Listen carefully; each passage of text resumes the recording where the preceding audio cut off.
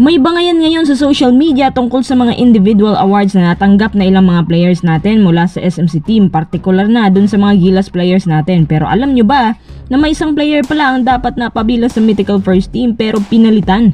Si Mikey Williams po ang tinutukoy ko na hindi na isinama nila dahil sa umano'y pamumulitika. At si CJ Perez hindi na dapat nakasama sa Mythical 5. Hindi lang yan, mukhang kandidato pa nga raw si Mikey sa MVP race.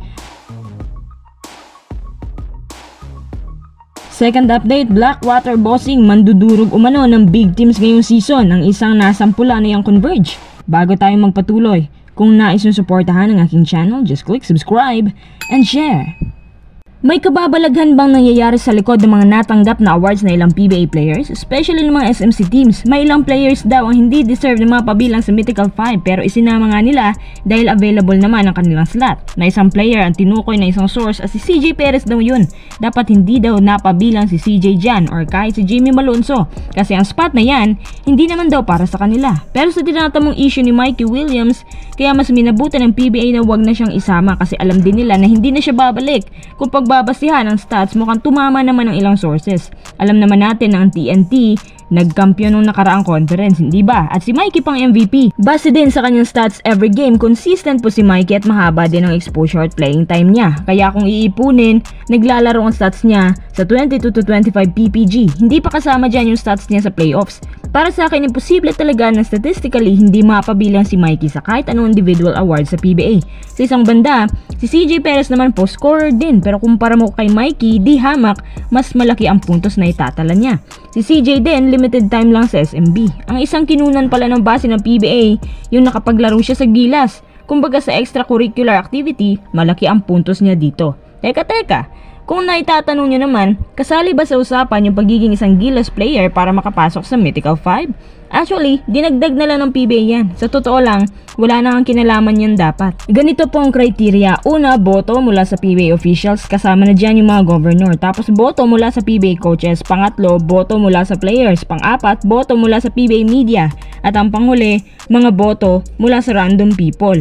Ang may pinakamalaking porsyento po sa botohan ay ang pagboto mula sa PBA officials. At dahil nga syempre ang pangit nga ng iniwang issue ni Mikey, kaya wala talaga siyang kadala-dala sa ibang awards. Ang pinagtataka ko rin, bakit sa lahat ng individual accolades, wala talaga si Mikey kahit ni isa. Sa katunayan, dapat nasa Mythical First Team siya.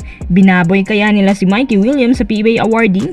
Or hindi siya napasama dahil sa kaisa-isang factor na to, ang attitude.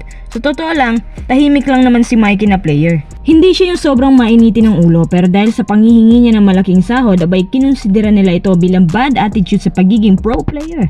Statistically, oo, dapat nasa Mythical team yan pero sa attitude lang sumapit. Tanong ko lang, dapat ba nakabilang si Mikey sa Mythical First Team ngayon at hindi si CJ Perez?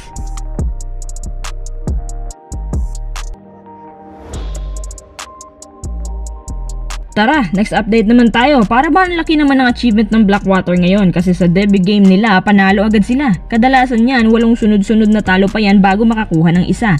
Minsan nga kung saan pa na last game, dun pa sila nananalo. Ang susi daw nila ay ang leadership ni Jeff Carriazo. Actually, hindi naman ito ang unang beses na nanalo agad ang Blackwater. Kahit na nandyan pa si Ray Parks at Mac Bello sa kanila, nakakakuha nga sila ng sunod-sunod na panalo. Ang kaibahan na ngayon, malaki ang agwat ng kalamangan laban sa Converge. Ay kay Coach Jeff, alam niya na may laban talagang underrated team na to. Kailangan lang na baguhin yung system na nakasanayan. At higit sa lahat, mag-keep ng mga potential players. Alam niyo itong lagi nila sinasabi na mag-keep at intact roster. Pero yan po ang pinaka-imposible sa lahat. Alam niyo kung bakit? 6 ang kalaban nila. 6 na mag-sister teams. Yung 4 na teams na yan, puro contender.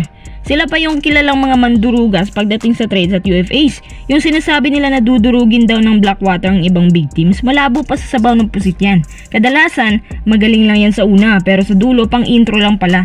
Pero hopefully naman, may kahit isang independent team na kayang patunayan na hindi lang big teams ang may quality at contender, pati din yung mga underdogs. Tingnan natin kung hanggang saan naabot ang tapang at lakas ng Blackwater. Kung totoo ba na nagbago na yung nilalaro ng buong core or magiging ganun pa rin ang sasapitin nila gaya ng mga recent season. Nako, masyado pa atang maaga para sabihin ang dominance nila.